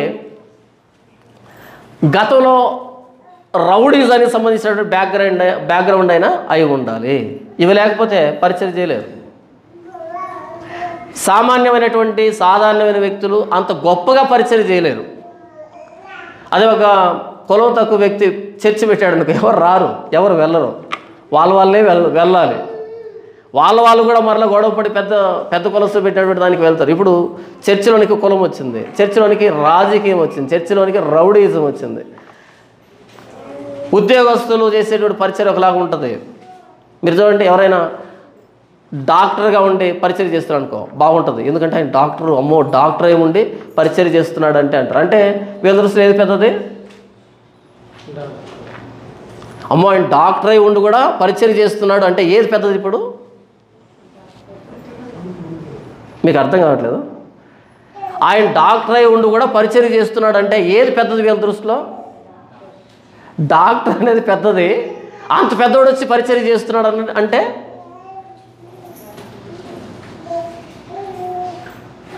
లేకపోతే ఒక గవర్నమెంట్ ఉద్యోగం చేస్తూ ఉంటాడు, పరిచర్య చేస్తూ ఉంటాడు. ఉద్యోగమైనా ఉండాలి, చెప్పుకోదగిన ఉద్యోగమైనా ఉండాలి, లేకపోతే రౌడీజం అన్నా ఉండాలి, లేకపోతే రాజకీయమైనా ఉండాలి, లేకపోతే కులమైనా ఉండాలి, లేకపోతే పలుకుబడైనా ఉండాలి, డబ్బైనా ఉండాలి. ఇవి లేకుండా పరిచర్య చేస్తే వాడు అక్కడే ఉంటాడు, ఇంకెక్కడికి వెళ్ళడం. ఈరోజు జరుగుతున్నటువంటి పరిస్థితి. అయితే దేవుడు అన్నాడు ఇక్కడ, దయచేతనే మీ యాజకత్వపు సేవ నేను మీకు ఇచ్చి ఉన్నాను. మీకు నేను యాజకత్వాన్ని ఎందుకు ఇచ్చాను అంటే దయచేతనే మీకు నేను ఇచ్చి ఉన్నాను. ఇక్కడ కూర్చున్నటువంటి మనం అంతా కూడా, కూర్చున్న మీరు కానీ నిలబడుకున్న నేను కానీ మనం అంతా ఒకటే. నేను మంచోడిని, మీరు పాపాత్ములు, మీరు మంచోళ్ళు, నేను పాపాత్ముని కాదు, అందరం ఒకటే. అయితే మీ అందరిలో నుంచి నేను నిలబడి ఇక్కడ పరిచర్య చేస్తున్నానంటే దేవుని దయ, అంతే. అంతకు మించిన క్వాలిఫికేషన్ లేదు ఇక్కడ. దేవుని దయ చేతనే ఆయన యాజకత్వం ఇచ్చాడు. అయితే యాజకత్వం ఎందుకు ఇచ్చాడంట? అన్యుడు సమీపించిన ఎడల మరణ శిక్ష ఉండును. అన్యుడెవడు సమీపింపకూడదు అనేటువంటి బాధ్యతనిచ్చి యాజకత్వాన్ని ఇచ్చాడు. ఇప్పుడు అన్యుడు వచ్చి, అదేంటి దేవుడు దయచేత కదా నీకు ఇచ్చి, నేను సమీపిస్తా ఏంటంటే ఆ యాజకత్వాన్ని ఇచ్చిన ఆయన సమీపించకూడదని చెప్పాడు, రాకూడదు. ప్రతిష్ఠితమైన దానిలో నుండి లౌకికమైన దాన్ని వేరుపరచాలి, అపవిత్రమైన దానిలో నుంచి పవిత్రమైన దాన్ని వేరుపరచాలి. ఇది యాజకునికి, లేవీయులకి దేవుడిచ్చినటువంటి బాధ్యత. ఒకవేళ రెండు కలిసిపోయాయి అనుకో, ప్రతిష్ఠితమైనది లౌకికమైనది కలిసిపోయింది అనుకో, ఇక దేవుని సన్నిధికి ఉండేటువంటి ఆ పరిశుద్ధ స్థలానికి ఉండేటువంటి ప్రత్యేకత ఏముంటుంది? మోషే ఆ పొద దగ్గరకు వచ్చినప్పుడు ఆ మండుచున్న పొదలోంచి దేవుడు మాట్లాడిన మాట ఏంటంటే, మోషే నీ చెప్పులు విడువుము, ఎందుకంటే నేను నిలబడి ఉన్న ఈ భూమి పరిశుద్ధమైన భూమి అని మాట్లాడతాడు. ఏమవుతుంది? ఎందుకు చెప్పాడు చెప్పుల గురించి? చెప్పులు కూడా పట్టించుకుంటాడు దేవుడు. మోషేకి అర్థం కావాలి, దేవుని సమీపించాలంటే లౌకికమైన వాటితో వెళ్ళకూడదు. ఇది పాత నిబంధన భక్తి, కొత్త నిబంధన కాదు. పాత నిబంధన భక్తి ప్రకారంగా మోషేకు తాను ఎవరితో మాట్లాడుతున్నాడో తనకు తెలియాలి కాబట్టి ఆ పరిశుద్ధుడైన దేవుని సన్నిధిలో ఉన్నప్పుడు కొన్ని విషయాలు వదిలిపెట్టాలి. అలా తగిలించుకుని వెళ్తే కుదరదు అనేటువంటి విషయం. ఇప్పుడు చెప్పులు వేసుకుని వెళ్తున్నాడు. చెప్పులు అన్నవి అపవిత్రమైనవిగా మనం భావిస్తాం. చెప్పులు ఎలా చేస్తారు? చర్మాలతో చేస్తారు. చెప్పులు ఎలా చేస్తారు? చర్మంతో చేస్తారు. పాత రోజుల్లో చెప్పులు ఎలా చేసేవాళ్ళు? చర్మంతో చేసేవాళ్ళు. చర్మం అంటే శవమే కదా. చర్మం అంటే చనిపోయిన దాని శరీరమే కదా. ఇప్పుడు దేవుని సన్నిధికి వచ్చినప్పుడు శవాన్ని ముట్టినవాడు దేవుని సన్నిధికి రాకూడదని పాత నిబంధనలో రాయబడింది. కళేవరాన్ని ముట్టినప్పుడు అపవిత్రుడు అవుతాడని తర్వాత రాయబడింది. అయితే మోషే అంటాడు, మోషే నీ చెప్పులు వదిలిపెట్టు, నిర్జీవమైనటువంటి వస్తువులను వదిలిపెట్టి రా నా దగ్గరికి, ఎందుకంటే నేను పరిశుద్ధుని కాబట్టి. అక్కడ చెప్పులు అన్నాడు కొత్త నిబంధనలో నిర్జీవ క్రియలు విడిచి మారు మనసు పొందుటయు అని వ్రాయబడింది. ఆ రోజు చెప్పులు ఎలాగో ఈరోజు మనం తగిలించుకున్నటువంటి అలవాట్లు కూడా అలాగే నిర్జీవమైనటువంటి అలవాట్లు, జీవం లేనటువంటి అలవాట్లు. దేవుని సన్నిధికి వచ్చినప్పుడు ఏం చేయాలంట? ఆ రోజు మోషే చెప్పులు వదిలినట్టుగా మనం కూడా ఏం వదలాలి? నిర్జీవమైనటువంటి వస్తువుల్ని, ఆ అలవాట్లని, ఆ పద్ధతుల్ని వదిలిపెట్టి దేవుని సన్నిధికి రావాలి. యాజకులకి లేవీయులకి దేవుడు ఇచ్చినటువంటి బాధ్యత ఏంటంటే ప్రతిష్ఠితమైన దానిలో నుంచి లౌకికమైన దాన్ని వేరుపరచాలి, వేరు చేయాలి, రెండు సపరేట్ చేయాలి. ఈరోజు చర్చిలోనికి ఏది ప్రతిష్ఠితమో తెలియదు, ఏది లౌకికమైనదో తెలియదు, మొత్తం కలిసిపోయింది, అంతా కలగాపులగం అయిపోయింది. కారణం ఏంటి? యాజకత్వం అన్నది దేవుడు మాకు ఇచ్చిన బాధ్యత.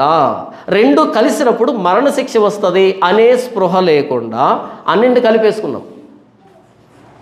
ఎందుకని ఈరోజు మనకి దేవుని దయతో పని లేదు, దేవుడు ఏమంటాడు పని లేదు, మనకి ఏమాత్రం ముట్టుతుంది, ఈ ఆదివారం మనకి ఏమాత్రం వస్తుంది అనే దగ్గర నిలవబడిపోయాం. కాబట్టి వేరుపరిచేది లేదు, సపరేట్ చేసేది లేదు. చివరికి ఒక జాలని సముద్రంలో వల వేసినప్పుడు లేదా నదిలో వల వేసినప్పుడు ఆ వలను దరికి లాగినప్పుడు మొత్తంగా ఇంటికి తెచ్చుకుంటాడా? ఆ దరిని కూర్చుని పనికి వచ్చే చేపలన్నీ ఒక దాంట్లో వేసుకుంటాడు, పనికి రానివన్నీ అక్కడ పడేస్తాడు. ఆ వలని బాగు చేయడానికి ఒక రోజు పడుతుంది ఆ వ్యక్తికి. ముందు చేపలు అమ్ముకుంటాడు, తర్వాత ఏం చేస్తాడు? మరుసటి రోజు దాకా ఆ వలని శుభ్రపరచుకునేదానికి వలలో పడినటువంటి ఆ పాచి, నాచు, ఆ ముళ్ళు, ఈగలు, తీగలు ఏంటంటే ఉంటాయి రకరకాలుగా, చచ్చిపోయినటువంటి చేపలు, కప్పలు ఏంటంటే మొత్తం అంతా ఒలుచుకోవడానికి ఒకరోజు పడుతుంది. జాలని కూడా మొత్తం అన్నింటినీ తీసుకోడు, వేరు చేస్తాడు. యేసుప్రభువు గురించి రాయబడిన మాట ఏంటంటే ఆయన చేట ఆయన చేతిలో ఉన్నది, ఆయన తన కళ్ళమును బాగా శుభ్రం చేసి పొట్టును ఆరని అగ్నితో కాల్చివేయను అని రాయబడి ఉంటుంది. యేసుప్రభువుని ఒక తెలివి లేనటువంటి వ్యవసాయదారుడితో పోల్చట్లే బైబిల్. తెలివైనటువంటి వ్యవసాయదారుడు ఆయన ఏం చేస్తాడంట? తన కళ్ళాన్ని బాగుగా శుభ్రం చేస్తాడంట, పొట్టును ఏం చేస్తాడు? ఆరని అగ్నితో కాల్చివేస్తాడు. ఆయన చేట ఆయన చేతిలో ఉందంటే చేటతో విసురుతాడు, సచ్చు గింజలు ఉంటాయి కదన్నీ పోయేటట్టుగా. సపరేషన్ అన్నది చాలా ముఖ్యం, ప్రత్యేకపరచడం చాలా ముఖ్యం. ఆ గీత ఉండాలి. చచ్చౌకముగా ఏర్పడినటువంటి పరిశుద్ధ స్థలానికి మిగిలినటువంటి భూమికి 50 మూరల నిడివితో 50 మూరల వైశాల్యంతో ఒక మైదానం ఉండాలి, బఫర్ జోన్ ఉండాలి. అది సపరేట్ చేస్తుంది బయట ప్రపంచాన్ని, ఈ లోపల ఉన్న ప్రపంచాన్ని. మనం రాజులు కోటలు కడతారు. కోటలు తెలుసా మీకు? ఇక్కడ సిద్ధవటం కోట ఉంది, మీరు చూడండి. సిద్ధవటం కోట ఉంటుంది. ఆ కోటకు చుట్టూ ఏముంటుంది? కందకం ఉంటుంది. కందకం అంటే ఒక పెద్ద కాలువ ఉంటుంది, చుట్టూ కాలువ ఉంటుంది. కాలువలు ఏముంటాయి? నీళ్ళు ఉంటాయి. ఆ నీళ్ళు ఏముంటాయి? మొసళ్ళు ఉంటాయి. ఎందుకవి? ఇటు కోటని అటు బయట ప్రపంచాన్ని వేరు చేస్తూ ఎవడైనా ఆ నీళ్ళలో దిగాలి అంటే గజగజ వణికిపోతాడు. కారణం ఏంటి? మొసళ్ళు ఉంటాయి, పట్టుకుని తినేస్తాయి. వేరు చేయడం, ప్రత్యేకపరచడం. ఆ చచ్చౌకంగా ఏర్పడిన పరిశుద్ధ స్థలానికి బయట ఉన్నటువంటి భూభాగానికి 50 మూరల నిడివితో మైదానం ఉండాలి, బఫర్ జోన్ ఉండాలి, ఎవరు రాకూడదు అక్కడికి, దాన్ని దాటకూడదు. అది సపరేషన్. దాన్ని లేవీల యాజకులు సపరేట్ చేయాలి. భూభాగం పరంగా బఫర్ జోన్ ఇచ్చాడు. వ్యక్తులు ఏం చేయాలి? అన్యుడు సమీపిస్తే మరణిస్తాడు. వాడు చనిపోయినప్పుడు వాడు చావు కారణం ఎవరు? యాజకులు, లేవీలే. మీరేం పని చేస్తున్నారు అని. ఈరోజు పాస్టర్లు, సంఘ నాయకులు ఏం చేస్తున్నారు? సపరేషన్ లేదు, సపరేషన్ లేదు. బయట ప్రపంచం ఎలా ప్రవర్తిస్తుందో ఎగ్జాక్ట్గా అలాగే ప్రవర్తించడం నేర్చుకున్నారు. సపరేషన్ లేదు చర్చిలో. నేనేం చెప్తున్నానంటే, మీరు చెరలో నుంచి తిరిగి వచ్చిన తర్వాత ముందు మందిరం పడిపోవడానికి కారణం నాకు ప్రాధాన్యత ఇవ్వకపోవడం. ఏ ప్రాధాన్యత? ప్రథమ ప్రాధాన్యత ఇవ్వకపోవడం కారణం. దేవుడికి ఎప్పుడు ఏం కావాలి? ప్రప్రథమమైంది కావాలి. చిట్ట చివరిది కాదు, ప్రప్రథమమైంది కావాలి. మొదటి స్థానం కావాలి ఆయనకి. ఎందుకని? ఆయనే మొదట మనలను ప్రేమించెను. మనం ప్రేమించట్లే ఆయన్ని. మొదట ఆయన ప్రేమిస్తే తిరిగి మనం ప్రేమిస్తున్నాం. మనల్ని చేసింది ఎవరు? ఆయనే. ఆయనే చేసింది. మీకు ఉదాహరణ చెప్తాను. మొత్తం ఊర్లన్నీ తిరిగి కొడుక్కి పెళ్లి చేస్తుంది అమ్మ. కొడుకు పెళ్లి చేస్తుంది. పెళ్లి చేసిన తర్వాత బయట నుంచి వస్తాడు కదా, ఏమైనా కట్టించుకొని వస్తాడు కదా, మిక్చరు, మిఠాయి ఏదో ఒకటి తీసుకొస్తాడు. రాగానే ఎవరి చేతిలో పెట్టాలి? ఇంటికి రాగానే తను తీసుకుని వెళ్ళి భార్యకి ఇచ్చి, భార్య ఒక ప్లేట్లో తీసుకుని వెళ్ళి అత్తకి ఇచ్చింది అనుకో, సంతోషపడుతుందా? సంతోషపడదు. మొదట అమ్మకి ఇస్తే, అమ్మ పిలిచి అందరికి ఇస్తే సంతోషం. ఎందుకంటే నా కొడుకు నాకు ఇచ్చాడు మొదట అని. లోకపరంగా ఉదాహరణ. ఒకరు పొరపాటు తీసుకొని లోపల ఇచ్చాడు అనుకో, చూడు చూడు పెళ్ళి అయిన తర్వాత నన్ను మర్చిపోయాడు, నన్ను పట్టించుకోలేదు, అది ఎక్కువైపోయింది, పెంచిన తల్లిని నేను పెంచితే ఇంత తోడయ్యాడు, ఏంటేటో మాట్లాడతారు కదా. అంటే ఏం చెప్తున్నానంటే, నేను కదా కనింది, పెంచింది, పెద్ద చేసింది, నా చేతిలో పెడితే ఏమవుతుంది? నేనన్నా ముసలిదాన్ని మొత్తం తినేస్తాను, తిన్న కదా. నా తృప్తి కోసం నా చేతిలో పెడితే, నేను అందరికీ పెడితే కదా, నేనేం తినేదాన్ని కదా, నేనేం తింటాను, అదే తృప్తి కదా. ఇది సహజం, సహజ సిద్ధం. మరి దేవుడికి ఏ ప్రాధాన్యత ఇవ్వాలి? మొట్టమొదటి ప్రాధాన్యత దేవుడికి ఇవ్వాలి. మొట్టమొదటి ప్రాధాన్యత దేవుడికి ఇవ్వాలి. ఇది పాత మందిరంలో జరగలే. దేవుని ఎక్కడో పడేశారు, మూలన పడేశారు, దేవాలయాన్ని మూలన పడేశారు. ఇర్మియా గ్రంథం 7వ అధ్యాయంలో వ్రాయబడుతుంది, ఇది యెహోవా ఆలయం, ఇది యెహోవా ఆలయం, ఇది యెహోవా ఆలయం అని. ఈ మోసకరమైన మాటలను ఆధారం చేసుకోకండి అని మాట్లాడతాడు. ఒకసారి చూద్దామా? 7వ అధ్యాయము ఇర్మియా గ్రంథం 4వ వచనం, ఈ స్థలము యెహోవా ఆలయము, ఈ స్థలము యెహోవా ఆలయము, ఈ స్థలము యెహోవా ఆలయము అని మీరు చెప్పుకొనుచున్నారే, ఈ మోసకరమైన మాటలు ఆధారం చేసుకొనకుడి. ఈ మోసకరమైన మాట అంటే అర్థం ఏమని? యెహోవా ఆలయం చెప్తున్నారు తప్ప యెహోవా ఆలయంలో ఎలా ప్రవర్తించాలో అలా ప్రవర్తించట్లేదు. కాబట్టి ఆలయం పడిపోయింది. కాబట్టి ఇప్పుడు కొత్త ఆలయాన్ని కట్టిస్తున్నాడు ఆయన. కాబట్టి ఇప్పుడు యెహోవా ఆలయానికి చెందవలసిన గౌరవం దానికి చెందాలి మొట్టమొదట అనేటట్టుగా చెప్తున్నాడు. కొత్త నిబంధన రాయబడిన మాట ఏంటంటే, ఆ వాక్యము కృపాసత్య సంపూర్ణుడిగా మన మధ్య నివసించెను. యేసుగారి గ్రంథంలో చెప్పుకున్న దర్శనం నెరవేరలే, కానీ ప్రభువైన యేసుక్రీస్తు నడిచే దేవాలయం, మనుషుల మధ్య సంచరించే దేవాలయం. యేసుగారి గ్రంథంలో చెప్పబడిన దేవాలయం ఏంటి? ఒక చోట ఉంటుంది. ఆ స్థలం ఏంటి? ఒక చోట ఉంటుంది. అక్కడికి మనుషులు రావాలి, పోవాలి. అక్కడి నుంచి మనుషుల్ని సపరేట్ చేయాలి. ఒకవేళ ఏదైనా తేడా జరిగితే మనుషులు చనిపోతారు. అది యాజకులకి, లేవీలకి ఇచ్చినటువంటి బాధ్యత. కాబట్టి లేవీలకి స్థలాన్ని ఇచ్చాడు, యాజకులకి స్థలాన్ని ఇచ్చాడు, వారికి గదులు నిర్ణయించాడు. కానీ యేసుప్రభు ఎవరు అంటే నడిచే దేవాలయం. ఎక్కడికి నడిచాడు ఆయన?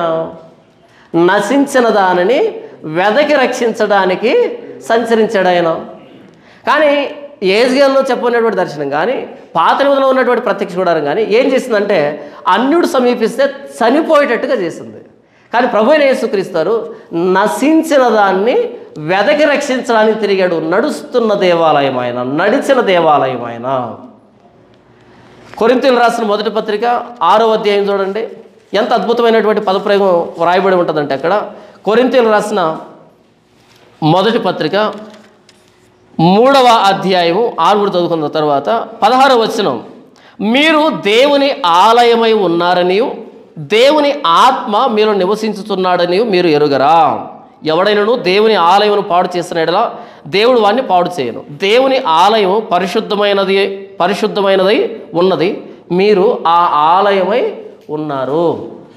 ఏమని చెప్తున్నాడు? మీరు దేవుని ఆలయమై ఉన్నారనియు దేవుని ఆత్మ మీలో నివసించుతున్నాడనియు మీరు ఎరుగరా. నడిచే దేవాలయమైన ప్రభువైన యేసుక్రీస్తు వారు సెలువు మీద ప్రాణం పెట్టి తిరిగి లేచిన తర్వాత ప్రభువైన యేసుక్రీస్తు వారిలో మారు మనసు పశ్చాత్తాపం పొందారు. ఎవరైతే పాప క్షమాపణ కోసం బాప్తీసం తీసుకున్నారో వాళ్ళలోనికి పరిశుద్ధాత్మ దేవుడు వస్తే మీలో పరిశుద్ధాత్మ దేవుడు ఉన్నాడు. మీరు దేవునికి ఆలయం, మనమే దేవునికి ఆలయంగా మారిపోయామని మీకు తెలియదా అని అడుగుతున్నాడు అపోస్తలుడైన పౌలు కొరింథీయులని. చూడండి ఇంకేం మాట్లాడుతున్నాడు. 6వ అధ్యాయం 20వ వచనం చూడండి, 19 నుంచి, మీ దేహము దేవుని వల్ల మీకు అనుగ్రహింపబడి మీలో ఉన్న పరిశుద్ధాత్మకు ఆలయమై ఉన్నదని మీరు ఎరుగరా. మీ దేహము దేవుని వల్ల మీకు అనుగ్రహించబడి మీలో ఉన్న పరిశుద్ధాత్మకు ఆలయమై ఉన్నదని మీరు ఎరుగరా. మీరు మీ సొత్తు కాదు, విలువ పెట్టి కొనబడిన వారు కనుక మీ దేహముతో దేవుణ్ణి మహింపరచండి. అదే యెహెజ్కేలు గ్రంథంలో రాయబడింది, 25,000 కొలకర్రల నిడివి, 10,000 కొలకర్రల వెడల్పు కలిగినటువంటి ప్రతిష్ఠితమైనటువంటి భూభాగం. అది ఇక్కడ కొత్త నిబంధనకు వస్తే ఎంత కొలత అంట? ఇప్పుడు నేను ఎంత ఉన్నాను? 5.6 ఉంటాను అడుగులు. 5.6 అడుగులు దేవాలయం ఇది. మీరు మీ కొలత, ఇంకొకరు ఇంకో కొలత. అందరూ దేవాలయమే, అందరి జీవితాలు ప్రతిష్ఠితమైన దేవుడి కోసం తను ప్రతిష్ఠించుకున్నాడు మనల్ని. ఆ రోజు ఒక భూభాగాన్ని ప్రతిష్ఠించుకున్నాడు. ఎప్పుడైతే ప్రభువైన యేసుక్రీస్తు ఈ లోకానికి వచ్చి మన కోసం శిలువలో ప్రాణం పెట్టాడో, మనం ఆయన రక్తంలో కడగబడ్డాము, పాపక్షమాపణ పొందుకున్నాము, పరిశుద్ధాత్మ దేవుడు మనలోనికి వచ్చాడు, అప్పుడు మొత్తంగా మనం ఏమయ్యాం? దేవాలయమయ్యాం. దేవాలయాలమే అయ్యాం. ప్రతిష్ఠించబడినటువంటి జీవితాలుగా మారిపోయాం మనం. నా కొలత వేరే ఉంటుంది, మీ కొలత వేరే ఉంటుంది. మనం దేవాలయం. చూడండి ఎంత అద్భుతమైన మాట. మీ దేహము దేవుని వల్ల మీకు అనుగ్రహింపబడి మీలో ఉన్న పరిశుద్ధాత్మకు ఆలయమై ఉన్నదని మీరు ఎరుగరా. ఇది ఆలయం అంట. ఈ ఆలయం ఎవరున్నారంట? పరిశుద్ధాత్మ దేవుడు ఉన్నాడంట. ఎంత అద్భుతం కదా ఈ మాట. మన జీవితంలో ప్రథమ ప్రాధాన్యత ఎవరు? దేవుడు. చూడండి అపోస్తలుల కార్యములు 20వ అధ్యాయము, అపోస్తలుల కార్యములు 20వ అధ్యాయము 22వ వచనం నుంచి చూడండి. ఇదిగో నేను ఇప్పుడు ఆత్మయందు బంధింపబడిన వాడనై యెరూషలేమునకు వెళ్ళుచున్నాను. అక్కడ నాకు ఏమేమి సంభవించునో తెలియదు, కానీ బంధకములను శ్రమలను నా కొరకు కాచుకొని ఉన్నవని పరిశుద్ధాత్మ ప్రతి పట్టణములోనూ నాకు సాక్ష్యం ఇచ్చుచున్నాడని తెలియను. ఏంటంట? అపోస్తలుడైన పౌలు ఆయనకు ముందు ఏం జరగబోతుందో తెలియదంట, కానీ ఒక విషయం స్పష్టత ఏంటంటే బంధకములు శ్రమలు ఆయన కోసం కాచుకొని ఉన్నాయంట. ఇది పరిశుద్ధాత్మ దేవుడు చెప్తున్నాడంట. ఈరోజు పరిశుద్ధాత్మ దేవుడు వస్తే ఏం చెప్తున్నాడు? ఇదిగో నా ఎడమ వైపు ఎర్రచీర కట్టుకున్న నావిడితో దేవుడు మాట్లాడుతున్నాడు అని మాట్లాడుతాం. ఈరోజు నా కుడివైపు పచ్చ చొక్కా వేసుకునే వ్యక్తితో దేవుడు ఇలా మాట్లాడుతున్నాడు అని మాట్లాడుతున్నారు. కానీ ఆ రోజు అపోస్తలుడైన పౌలుతో పరిశుద్ధాత్మ ఏం చెప్పాడంట? ఇదిగో నువ్వు యెరూషలేముకి వెళ్ళాలి, యెరూషలేములో నీ కోసం ఏం కాల్చి పెట్టుకోన్నాయి? బంధకాలు శ్రమలు. పరిశుద్ధాత్మ దేవుడు ఇలా మాట్లాడతాడు. ఇదిగో నీకు బ్లూ టీషర్ట్ వేసుకున్నాడు, నా పక్కన వాడికి ఉద్యోగం రాబోతుంది, నీ పేరు నరేంద్ర కదా, సురేంద్ర కదా. ఇవి పరిశుద్ధాత్మ దేవుడు మాట్లాడే మాటలు కాదు, భ్రష్టాత్మ మాట్లాడే మాటలు, మోసపరిచే మాటలు ఇవే. ఇదిగో ఇప్పుడు టీవీ చూస్తున్న వాళ్ళంతా టీవీ మీద చేయబెట్టి ప్రార్థనలో ఏకీభవించండి అంటే అందరూ వచ్చి టీవీ మీద చేయబెట్టి ప్రార్థన ఏకీభవిస్తున్నారు. ఇదిగో ఇప్పుడే ఈ టీవీని చూస్తూ ఉండగా టీవీని ముట్టుకుంటూ ఉంటే మీకు ఆశీర్వాదం రాబోతుంది, దీవెన రాబోతుంది, స్వస్థత రాబోతుంది అనేటట్టుగా ఈ టీవీలోంచి అభిషేకాన్ని రిలీజ్ చేస్తున్నా అంటున్నారు. అదేమైనా వాటర్ నా తెలియగలుగుతాను. అక్కడ ప్రార్థన చేస్తుంటారు, అటువైపు ఇటువైపు వచ్చి టీవీ మీద చేయబెట్టి ప్రార్థన ఏకీభవించాలంట. ఎందుకని? పరిశుద్ధాత్మ దేవుడు టీవీలోంచి వస్తాడు మీ అందరిలోకి. కానీ అపోస్తలుడైన పౌలుతో ఏం చెప్తున్నాడు అంటే ప్రతి పట్టణాల్లో నీకోసం ఏం కలిసి పెట్టుకున్నాయి? బంధకాలు శ్రమలు. బంధకాలు అంటే సంఖ్యలు. ఎక్కడ కనపడితే అక్కడ ఏం చేస్తారు? నిన్ను అరెస్ట్ చేస్తారు. నీకు శ్రమలు కాచుకొని ఉన్నాయి అని ఎవరు చెప్తున్నారంట?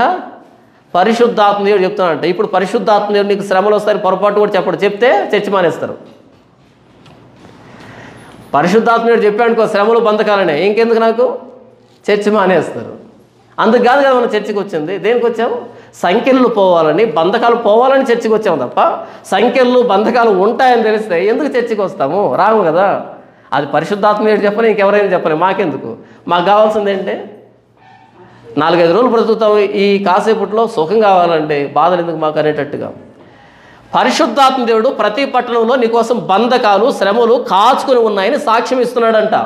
అప్పుడు వెంటనే పౌలు ఏం చేయాలి? ఉలిక్కి పడాలి, భయపడాలి, అమ్మో అనుకోవాలి. కానీ ఆయన ఏమంటున్నాడు చూడండి, 24వ వచనం, అయితే దేవుని కృపా సువార్తను గూర్చి సాక్ష్యం ఇచ్చుట ఎందు నా పరుగును నేను ప్రభు అయిన యేసు వలన పొందిన పరిచర్యను తుదముట్టింపవలనని నా ప్రాణమును నాకెంత మాత్రమును ప్రియమైనదిగా ఎంచుకొనుటలేదు. ఆయన సువార్త చెప్పే విషయంలో నా ప్రాణాన్ని నేను ప్రియమైనదిగా ఎంచుకోవడం లేదు అని అంటున్నాడు. ఏంటి భక్తి, ఏంటి విశ్వాసం, ఏంటి అంకిత భావం? ఇది యెహెజ్కేలు ద్వారా దేవుడు చెప్పినటువంటి దర్శనం ఏంటంటే, మీరు మీకోసం నివాసం కోసం స్థలాన్ని నిర్ణయించుకునే దానికంటే ముందుగా మొదట నా కోసం స్థలాన్ని ప్రతిష్ఠించాలి. ఎందుకు ప్రభువా అంటే, నన్ను బట్టి మీ నివాసాలు ఉండాలి, నన్ను కేంద్రంగా పెట్టుకొని మీ నివాసాలు ఉండాలి, నన్ను ప్రథమ ప్రాధాన్యతగా పెట్టుకొని మీ జీవితాలు ఉండాలి. అప్పుడే ఈ దేశంలో మీరు స్థిరంగా నివాసం చేస్తారు. ఒకవేళ నన్ను మరిచిపోయి మీకు ఇల్లు కట్టుకోవడం ప్రారంభించారనుకో, మరలా ఇంకొక శత్రువు అనే వస్తాడు, మిమ్మల్ని పట్టుకొని పోతాడు. నేను లేకపోతే మీ జీవితాలకు అర్థం ఉండదు. కాబట్టి మొదట నేను, అటు తర్వాత మీరు. అందుకే యేసుప్రభు అంటాడు, ఎవడైనా నన్ను వెంబడించాలంటే ఏం చేయాలి? తన్ను తాను ఉపేక్షించుకొని తన్ను తానే కాదనుకోవాలి. అప్పుడే యేసుప్రభు వెంబడించడం సాధ్యమవుతుంది. అహం అనేది శూన్యం కావాలి, అహం అనేది ఉండకూడదు, నేను అనేది పోవాలి. మొదట ఆయన సెలవిస్తే నేను, నిన్ను నీవు ఉపేక్షించుకొని, నిన్ను నీవు కాదనుకొని. ఈరోజు ఏమంటారు చాలామంది అంటే, అన్న యేసుప్రభుని నమ్ముకున్నాను, మా ఇంట్లో వాళ్ళు ఒప్పుకోవట్లేదన్న. ఇంట్లో వాళ్ళు సెకండ్ కదా, ఫస్ట్ ఏంటి? నిన్ను నువ్వు కాదనుకోనే. మీకు అర్థమవుతుందా? అన్న ఇంట్లో వాళ్ళు ఏమో అంటారన్న, ఇంట్లో వాళ్ళ దాకా ఎందుకు వెళ్ళావు? ఫస్ట్ నువ్వు కదా. నిన్ను నీవు కాదనుకున్నప్పుడు ఇంట్లో వాళ్ళు ఎందుకు వస్తారు? రారు. ఈ ప్రపంచంలో నాకు ఇష్టమైన వ్యక్తి ఎవరో చెప్పండి? నేనే. మీకు ఇష్టమైన వ్యక్తులు ఎవరు చెప్పండి? మీరే. మొదట నాకు నేను ఇష్టం, నన్ను నేను సంతోషపెట్టుకోవడానికి ఎవరు కావాలో వాళ్ళని నేను ఇష్టపడతాను. అంతేనా? ఇంకేమైనా ఉందా? నాకు నేను ఇష్టం, అటు తర్వాత మిగిలిన వాళ్ళు ఇష్టపడతాను. ఎందుకని? నన్ను సంతోష పెడతారు కాబట్టి. అది కూడా నన్ను బాధ పెట్టారనుకో, వాళ్ళు నాకు వద్దు, వాళ్ళ శత్రువులు అవుతారు. నన్ను సంతోష పెడితే వాళ్ళ స్నేహితులు అవుతారు, నన్ను బాధ పెడితే వాళ్ళ శత్రువులు అవుతారు. మొదట ఎవరి ఇష్టం? నాకు నేనే ఇష్టం, నాకు నేనే ఇష్టం. ఒక సర్వే చేసి, ఆ సర్వేలో ఇప్పుడు ఉదాహరణ నేనున్నాను, పాస్టర్ జాన్పాల్ నేనున్నాను, ఒక 10,000 పేర్లు ఉన్నాయి ఆయనకు ఎదురుగా, పేర్లు చీటీలు ఉంటాయి, 10,000 పేర్లు ఉన్నాయనుకోండి. 10,000 పేర్లలో ఏ పేరు బాగుంది వెతుకు అని అడిగితే నన్ను, నా పేరు నాకు బాగా నచ్చుతుందంట. 10,000 పేర్లలో ఏ పేరు బాగుంటుంది? మా బంధువులు ఒక ఆయన ఉండే, ఆయన పేరు కర్రోడు. ఏం పేరు? మనం పుసుకొని నవ్వాం, కానీ ఆయన దగ్గరికి వెళ్ళి 10,000 పేర్లు వేసి అందులో కర్రోడు అని పేరు వేసారనుకో, ఏ పేరు వేస్తున్నాయి కంటే కర్రోడు అని తీస్తాడు బయటికి, తీయడా? కర్రోడికి కర్రోడు అనే పేరు బాగుంటుంది, మనకు నవ్వు రావచ్చు, మనకు మనం ఇష్టం అని చెప్తాను. అదే విషయం యేసు దగ్గరికి వస్తే ఏం చెప్తాడు ఆయన? మొదట నిన్ను నీవు ఉపేక్షించుకొని, నువ్వే వద్దనుకో. మొదట నేను, అటు తర్వాత నేను సెలవిస్తేనే నీవు. నిన్ను దాటే కదా పక్కన వాళ్ళు వస్తారు. ఇప్పుడు ప్రశ్న ఏంటంటే, అన్న మా ఇంట్లో ఒప్పుకోవట్లేదన్నా అంటే నీకు అర్థం కాలేదు సువార్త. రోడ్డు మీద వెళ్తూ ఉన్నప్పుడు ఓ పేద లారీ వచ్చి దడేలు గుద్దుతున్నప్పుడు చెప్పు, కాస్త ఆగు, మా ఇంట్లో వాళ్ళు ఫోన్ చేసి కనుక్కుంటాను, ఇప్పుడు వద్దాలో వద్దో అని అడుగు. చెప్తావా లారీతో? నిన్ను లారీ ఢీ కొడుతూ ఉన్నప్పుడు కాస్త ఆగు, మా ఇంట్లో వాళ్ళు పర్మిషన్ తీసుకుంటా, మా ఇంట్లో వాళ్ళు ఇప్పుడు చచ్చిపోవడానికి ఓకే అంటే అప్పుడు ఢీకొందుగా అంటామా? అను. అది అడుగుతుందా? పోనీ అడగదు. అప్పుడు ఇంట్లో వాళ్ళు గుర్తుకు రారు. అరే యేసుప్రభువుని నమ్ముకుంటే పాపాలు క్షమించబడతాయి, నీ దోషాలు పోతాయి, నరక శిక్ష పోతుంది, నీవు ఉచితంగా నీతిమంతుడు పరిశుద్ధుడు అవుతావంటే ఇంట్లో ఒప్పుకోవట్లేదు, పక్కింట్లో ఒప్పుకోవట్లేదు, మా కులంలో ఒప్పుకోవట్లేదు, మా వీధిలో ఒప్పుకోవట్లేదు. నువ్వు పోయే రోజు ఒప్పుకుంటారు వాళ్ళంతా? ఆ మధ్య చర్చిలో ఒక ఆవిడ చనిపోతే అందరికి ఫోన్ చేసి చెప్తున్నా, పలానా ఆమె చనిపోయింది, చర్చిలో ఒక ఆవిడ చనిపోయింది కదా, కార్యక్రమం ఎన్ని గంటలకు ఉంటుందంటే, అయ్యో పాస్టర్ గారు మేము ఇప్పుడే పని పెట్టుకున్నాం అని అంటుంది ఆవిడ. ఇప్పుడే పని పెట్టుకున్నాం అంటే ఈవిడ చచ్చిపోయేటప్పుడు నాకు ఒక మాట చెప్తే నేను వాళ్ళకి అడిగి ఏమ్మా ఎప్పుడు చచ్చిపోవాలి ఆవిడ అంటే, పని లేనటువంటి రోజు చెప్తే అప్పుడు తీరిక ఉంటుంది. యేసుప్రభువుని నమ్ముకోవడం అంటే మొదట మనల్ని మనం కాదుకోవడం. నాకు మించిన ప్రాధాన్యత యేసుప్రభు అయినప్పుడే నేను యేసుప్రభువుని వెంబడించగలుగుతాను. కానీ యేసుప్రభుని మన అవసరాల కోసం వాడుకునేదానికి నమ్ముకున్నాం అనుకో, అది నమ్ముకున్నట్టు కాదు. మొదట యేసుప్రభు, అటు తర్వాత మనం. అందుకని అపోస్తలులు వాళ్ళ జీవితం ఎలాగుంటుందంటే, ఆయన సువార్త విషయంలో నా ప్రాణాన్ని నాకు ఎంత మాత్రం ప్రియమైనదిగా ఎంచుకోవడం లేదు. కానీ ఈరోజు 2025 క్రైస్తవం ఎలా తయారైందంటే, నా అవసరాల్లోనికి యేసుప్రభుని తీసుకొచ్చుకునే దానికి నమ్ముకున్నావు తప్ప, ఆయన నా కోసం సిలువలో ప్రాణం పెట్టాడు కదా, నన్ను ప్రాణం పెట్టేంతగా ప్రేమించాడు కదా, మొదట ఆయన నన్ను ప్రేమించాడు కదా, తిరిగి నేను ఆయన ప్రేమించాలి కదా అనేటట్టు నమ్మట్లే. మన అవసరాల కోసం యేసుప్రభుని నమ్ముకుంటున్నాం కాబట్టి మన ప్రాధాన్యత మొదట మనమే, అటు తర్వాత యేసుప్రభు అయ్యాడు. అది కూడా ఎందుకు? మనకు సాయం చేస్తాడు కాబట్టి. అది కాదు యేసుప్రభుని నమ్మడం అంటే. మొదట ఆయన, తర్వాతనే నేను, తర్వాతనే మిగిలినటువంటి వాళ్ళంతా. ఇది అపోస్తలుడైన పౌలు చెప్తున్నాడు. నా మట్టుకైతే బ్రతుకుట క్రీస్తు, చావైతే లాభం. దేహమందు ఉన్న దేహాన్ని విడిచిపెట్టిన ప్రభువుకి ఇష్టలుగా ఉండాలి అని మాట్లాడుతున్నాడు. భోంచేసిన పానం చేసిన ఆయన మహిమ కోసమే అని మాట్లాడుతున్నాడు. యేసు ప్రభు మహిమ కోసమే ఆయన బ్రతుకుతున్నాడు. ఎందుకు ఆయన అలా మాట్లాడుతున్నాడు? ఆయన కృపా సువార్తను గురించి సాక్ష్యం ఇచ్చే విషయంలో నా పరుగును, నా ప్రాణాన్ని ఎంత మాత్రం ప్రియమైనదిగా ఎంచుకోవడం లేదు.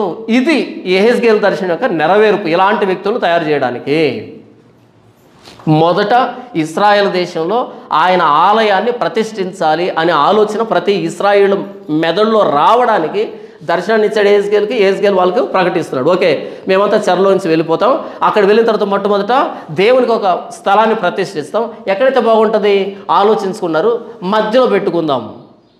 ఆ రోజు అరణ్యంలో వస్తున్నప్పుడు ప్రత్యక్ష చూడడానికి మధ్యలోనే ఉంది కదా, మందస్సు మధ్యలోనే ఉంది కదా, కాబట్టి మధ్యలో పలానా భూభాగం ఉంది, శ్రేష్టమైన భూమి ఉంది, ఆ శ్రేష్టమైన మనోహరమైన భూమిని దేవుడికి ప్రతిష్ఠిద్దాం, మనం దాని చుట్టూ నివాసం ఏర్పాటు చేసుకుందాం.